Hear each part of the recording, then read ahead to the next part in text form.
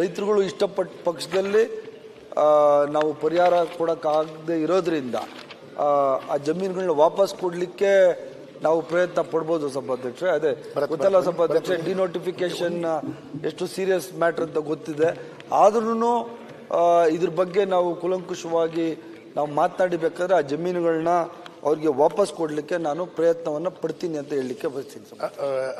ಅಧ್ಯಕ್ಷರೇ ಏನಂತ ಹೇಳಿದ್ರೆ, ಈಗ 2019ರಿಂದ ಈಗ 25 ಆಯಿತು, 6 ವರ್ಷದಿಂದ ಅವರು ನಿರಾಶ್ರಿತರಿಗೆ ನಿವೇಶನ ನೀಡದೆ ಅವರು ಕರ್ನಾಟಕ ಗೃಹ ಮಂಡಳಿಯ ಕುಟುಂಬದಲ್ಲಿ ಇದ್ದಾರೆ.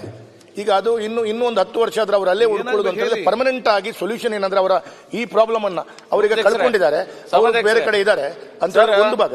ಒಂದ್ಸತಿ ಅವರನ್ನೆಲ್ಲ ಕರೆದು ನೀವು ಒಂದ್ಸತಿ ಮೀಟಿಂಗ್ ಮಾಡಿಸಿ ಪುನಃ ಅವ್ರ ಸಮಸ್ಯೆ ಅಂತ ಹೇಳಿದ್ರೆ ಅಲ್ಲಿ ಅವರಿಗೆ ಗೊತ್ತಿಲ್ಲ, ಅವ್ರು ತ್ರಿಶಂಕು ಸ್ವರ್ಗದಲ್ಲಿದ್ದಾರೆ. ಈಗ ಇಲ್ವಾ ಗೊತ್ತಿಲ್ಲ.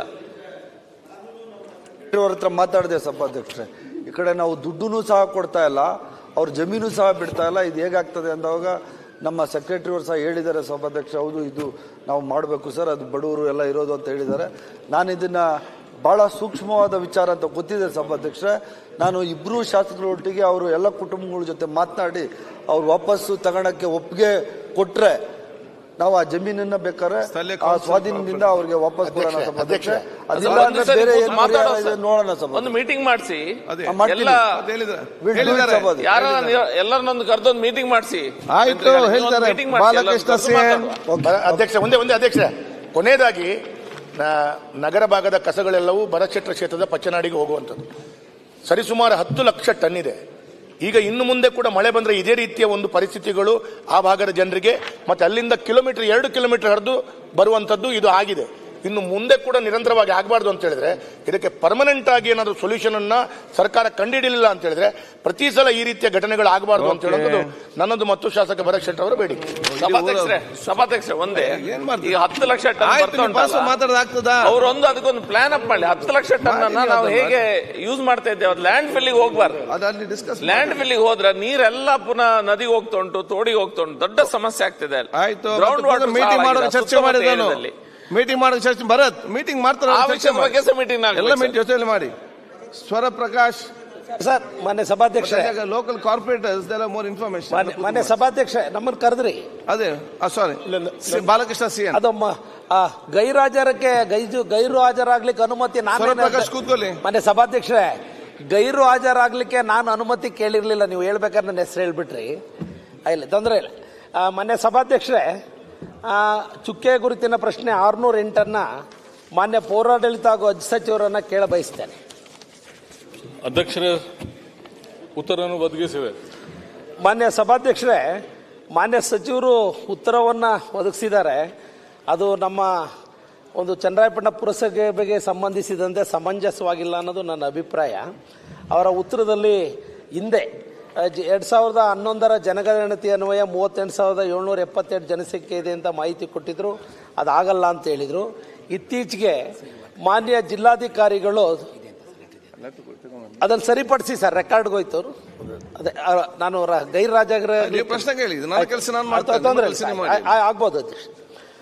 ಇತ್ತೀಚೆಗೆ ಮಾನ್ಯ ಜಿಲ್ಲಾಧಿಕಾರಿಗಳು ಚನ್ನರಾಯಪಟ್ಟಣ ಪುರಸಭೆ ವ್ಯಾಪ್ತಿಯ ಜನಸಂಖ್ಯೆ 58,575 ಎಂದು ಪರಿಗಣಿಸಿ ನಗರಸಭೆಯನ್ನಾಗಿ ಮೇಲ್ದರ್ಜೆಗೇರಿಸತಕ್ಕಂಥ ಪ್ರಸ್ತಾವನೆಯನ್ನು ಕಳಿಸಿದರು ಮಾನ್ಯ ಅಧ್ಯಕ್ಷೆ, ಮಾನ್ಯ ಸಚಿವರಿಗೆ. ಅದು ಮಾನದಂಡ ಪೂರೈಸದ ಕಾರಣ ಅಂತ ಅದನ್ನು ಆಗಲ್ಲ ಅಂತ ನೀವು ಉತ್ತರ ಕೊಟ್ಟಿದ್ದೀರಿ.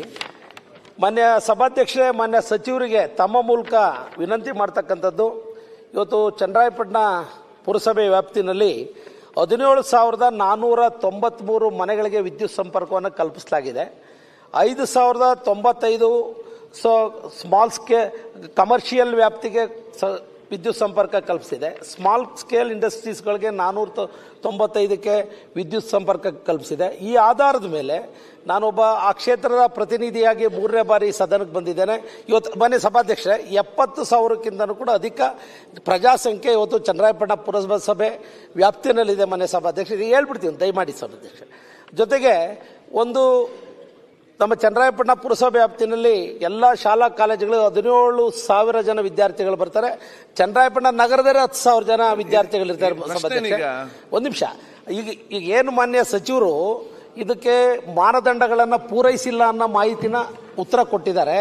ದಯಮಾಡಿ ಚನ್ನರಾಯಪಟ್ಟಣ ಪುರಸಭೆ 5-6 ಜಿಲ್ಲೆಗೆ ಕನೆಕ್ಟಿವಿಟಿ ಇರ್ತಕ್ಕಂಥದ್ದು, ಅದು ನಗರಸಭೆಯಾಗಿ ಮೇಲ್ದರ್ಜೆಗೆ ಏರಿಸ್ತಕ್ಕಂಥದ್ದು ಬಹುಮುಖ್ಯವಾದಂಥ ಜವಾಬ್ದಾರಿ ಸರ್ಕಾರದ್ದಾಗಿದೆ. ಅದ್ರ ಜೊತೆಗೆ ಒಂದು ನಮ್ಮ ಬಸ್ ಸ್ಟ್ಯಾಂಡ್ ಇದೆ. ಅದಕ್ಕೆ ಇಷ್ಟು ಉದ್ದ ಮಾತಾಡ ಇಲ್ಲ ಸಭಾಧ್ಯಕ್ಷ ಹೇಳ್ಬೇಕು, ಉತ್ತರ ಕೊಡಿ, ಕ್ಲಾರಿಫಿಕೇಶನ್ ಕೇಳಿ. ಆಗ್ಬೋದು. ಬಾಲಕೃಷ್ಣ ಅವರು TMCಲಿಂದ CMC ಮಾಡಬೇಕಂತ ಪ್ರಶ್ನೆ ಕೇಳಿದ್ದಾರೆ. ಆದರೂ 11 ಸೆನ್ಸಸ್ ಪ್ರಕಾರ ಅಲ್ಲಿ ಕಡಿಮೆ ಆಗಿದೆ. ಮತ್ತೆ FD ಅವರು ಫೈಲ್ ರಿಜೆಕ್ಟ್ ಮಾಡಿ ಕಳಿಸಿದ್ದಾರೆ. ಮತ್ತೊಂದು ಸಲ DCಲಿಂದ ಪ್ರಪೋಸಲ್ ತಗೊಂಡು ನಾನು ಎಕ್ಸಾಮಿನೇಷನ್ ಮಾಡಿ ಫೈನಲ್ ಕನ್ಸಿಡರ್ ಮಾಡ್ತೀನಿ. ಸಭಾಧ್ಯಕ್ಷರೇ, ಈಗ ಮನೆ ಸಚಿವರು ಉತ್ತರ ಕೊಟ್ಟಿದ್ದಾರೆ, ಸ್ವಾಗತ ಮಾಡ್ತೇನೆ. ನಾನು ತಮಗೆ ಈ ಮೂಲಕ ಆ ಪ್ರತಿನಿಧಿಯಾಗಿ ನಿಮಗೆ ಮನವರಿಕೆ ಮಾಡ್ತಕ್ಕಂಥದ್ದು, ಸಂಬಂಧಪಟ್ಟಂತ ಒಂದು ಅಧಿಕಾರಿಗಳ ತಂಡನೇ ತಾವು ಕಳಿಸಿದ್ರೆ ಸೂಕ್ತವಾಗಿ ಪರಿಶೀಲನೆ ಮಾಡಿ. ಯಾಕೆಂದ್ರೆ ಮನೆ ಸಭಾಧ್ಯಕ್ಷರೇ, ಪೌರ ಕಾರ್ಮಿಕರು ಕಡಿಮೆ ಇದೆ, ದಿನ ದಿನ ವಸತಿ ಪ್ರದೇಶ ದೊಡ್ಡ ಪ್ರಮಾಣದಲ್ಲಿ ಬೆಳೀತಾ ಇದೆ.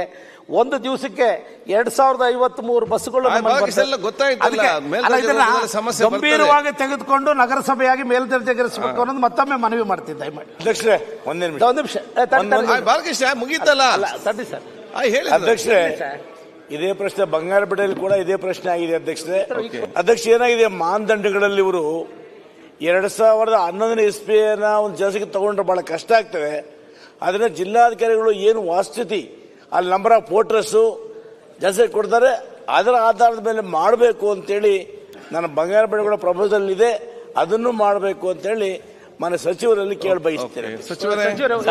ಸನ್ಮಾನ್ಯ ಅಧ್ಯಕ್ಷರೇ, ಬಹುಶಃ ಇದು ಎಲ್ಲಾ ಕಡೆ ರಾಜ್ಯದಲ್ಲಿ ಎಲ್ಲಾ ಕಡೆ ಸಮಸ್ಯೆ ಇದೆ. ಇವರು ಮಾನದಂಡ ಏನ್ ಮಾಡಿದಾರಲ್ಲ 2011 ಆ ಮಾನದಂಡವನ್ನ ಬದಲಾವಣೆ ಮಾಡಬೇಕು.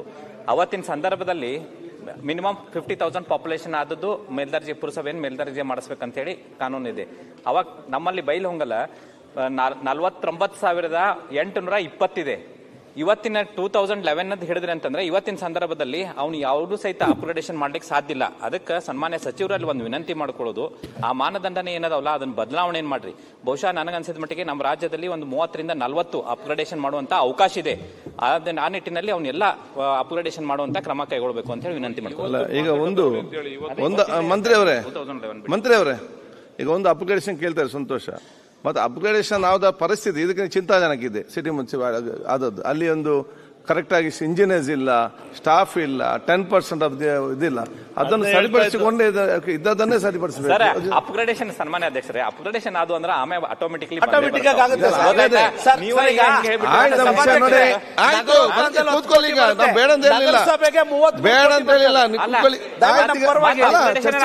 ಅಪ್ಗ್ರೇಡೇಷನ್ ಆದ್ಮೇಲೆ ಅದನ್ನೆಲ್ಲ ಬೇಡ ಅಂತ ಹೇಳಿಲ್ಲ, ಆಧಾರ ಪರಿಸ್ಥಿತಿ ಚಿಂತಾಜನಕದಲ್ಲಿದೆ ಅಂತ ಹೇಳಿದ್ದಾನು. ನೆಕ್ಸ್ಟ್ ಉತ್ತರ ಕೊಡಿ. ಸರಿ ಇದೆ, ಇಡೀ ರಾಜ್ಯದ ಸಮಸ್ಯೆ ಅಧ್ಯಕ್ಷ. ಈಗ ಗ್ರಾಮ ಪಂಚಾಯತಿನ ಪಟ್ಟಣ ಪಂಚಾಯತಿ ಮಾಡ್ಬೇಕು ಅಂತ ಮಾಡಿದ್ರು, ಪಟ್ಟಣ ಪಂಚಾಯತಿನ ಪುರಸಭೆ ಮಾಡ್ಬೇಕಂತ ಮಾಡಿದ್ರು, ಪುರಸಭೆನ ನಗರಸಭೆ ಮಾಡಬೇಕು, ಮಹಾನಗರ ಪಾಲಿಕೆ ಮಾಡಬೇಕು. ಇದಕ್ಕೊಂದು ಹಳೇದ 2011 ಸೆನ್ಸಸ್ ಬೆಂಚ್ ಮಾರ್ಕ್ ಮಾಡ್ಕೊಂಡ್ಬಿಟ್ಟಾರ ಸರ್. ನಾನು ನವಲಗುಂದ ಮತ್ತು ಅಣ್ಣಿಗಿರಿ ನನ್ನ ಪುರಸಭೆನೂ ಆಗಬೇಕು, ನಗರಸಭೆ ಆಗಬೇಕು ಅಂತೀವಿ. ಅದಕ್ಕೆ ನಾನು ಮಾನ್ಯ ಸಚಿವರಿಗೆ ಇಡೀ ರಾಜ್ಯದ ಸಮಸ್ಯೆ ಸುರೇಶರು ಮತ್ತು ಒಂದು ತೀರ್ಮಾನಕ್ಕೆ ಬರಲಿ ಅಂತ ಹೇಳಿದ್ರಲ್ಲ. ಕೋನರೆಡ್ಡಿ ಚರ್ಚೆ ನಿಮ್ಮ ಪಾಯಿಂಟ್ ಹೇಳಿದ್ರಿ ಕೋನರೆಡ್ಡಿ ಅವರು. ವಿಶ್ವನಾಥನ ಒಂದ್ ಸೆಕೆಂಡ್ ಗಂಭೀರವಾದ ಇಡೀ ರಾಜ್ಯದ ನಂದು ಅದಕ್ಕೆ ಸ್ವಲ್ಪ ದಯವಿಟ್ಟು ಮಾನ್ಯ ಕೋನರೆಡ್ಡಿ ಅಣ್ಣ, ನಾನು ಏನು ಮಾಡಿ ವಿಶ್ವನಾಥ್ ಅಲ್ಲಿ ಯಾಕೆ ಮಾತಾಡ್ತೀನಿ? ಅಧ್ಯಕ್ಷರೇ, ತಾವು ಹೇಳಿದ್ ಸರಿ ಐತೆ. ನಾವು ಕೂಡ ನಗರಸಭೆಗಳಾಗ್ಬಿಟ್ರೆ ಸಿಕ್ಕಾಪಟ್ಟೆ ಗ್ರಾಂಟ್ ಬರ್ತದೆ ಅಂತೇಳಿ ನಾನು ಒಂದು ನಗರಸಭೆ ಮಾಡ್ಕೊಂಡೆ. ಸ್ಟಾರ್ಟಿಂಗ್ ಅಲ್ಲಿ ನಗರೋತ್ಥಾನದಲ್ಲಿ ಬಿಟ್ರೆ ಇವತ್ತವರೆಗೂ 2 ವರ್ಷ ಮಂತ್ರಿಗಳು ಇಲ್ಲೇ ಅವ್ರೆ, ಒಂದು ನಯಾ ಪೈಸಾ ಬರಲಿಲ್ಲ. ನಮ್ಗೆ ವಾಪಸ್ ಗ್ರಾಮ ಪಂಚಾಯತಿ ಮಾಡ್ಬಿಟ್ರೆ ಒಳ್ಳೇದು, ಅದರಲ್ಲಿ ಏನಾದ್ರು ಒಂದ್ ಸ್ವಲ್ಪ ನಾವು ಮಾಡ್ಕೊಂತೀವಿ. ಪಾಪ ಸಚಿವರು ನಾವು ನಿಂತ್ಕೊಂಡು ಏನ್ ಮಾಡೋದು, ಸಹಾಯಕರಾಗಿದ್ದಾರೆ. ಅದರದ್ದು ಅಪ್ಗ್ರೇಡೇಷನ್ ಮಾಡೋದು ಇಂಪಾರ್ಟೆಂಟ್ ಅಲ್ಲ, ಅದಕ್ಕೆ ಬೇಕಾಗಿರ್ತಕ್ಕಂಥ ಸಿಬ್ಬಂದಿ, ಮೂಲಭೂತ ಸೌಕರ್ಯ ಎಲ್ಲ ಕೊಡಂಗಿದ್ರೆ, ಸಾಮರ್ಥ್ಯ ಇದ್ರೆ ಅದನ್ನ ಅಪ್ಗ್ರೇಡೇಷನ್ ಮಾಡ್ಲಿ. ಇಲ್ಲಾಂದ್ರೆ ದಯವಿಟ್ಟು ಮಾಡಕ್ ಹೋಗಿ ಪರಿಸ್ಥಿತಿ ಎಲ್ಲ ಹಂಗೆ. ನಗರಸಭೆಗಳು ಪುರಸಭೆಗಳು ಎಲ್ಲ ಅವ್ರು ಬರುವಂತ ದುಡ್ಡಲ್ಲಿ ಖರ್ಚು ಮಾಡ್ಬೇಕು ಸಭಾಧ್ಯಕ್ಷ. ಎಲ್ಲಾನು ಸರ್ಕಾರದಿಂದ ಫಂಡ್ ಕೇಳ್ಬಿಟ್ರೆ ನಗರಸಭೆ ಪುರಸಭೆಗಳು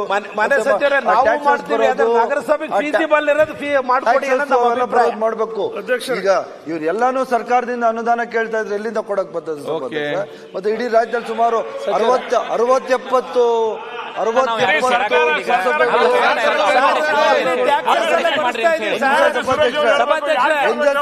ಪೌರ ಕಾರ್ಮಿಕರಿಗೂ ಕೂಡ ನಾವು ತೆರಿಗೆ ಸಂಗ್ರಹಿಸ್ತಕ್ಕಂಥದ್ದೆಲ್ಲ ಕೊಡ್ತಾ ಇದ್ದೀವಿ. ಸೌರಪ್ರಕಾಶ್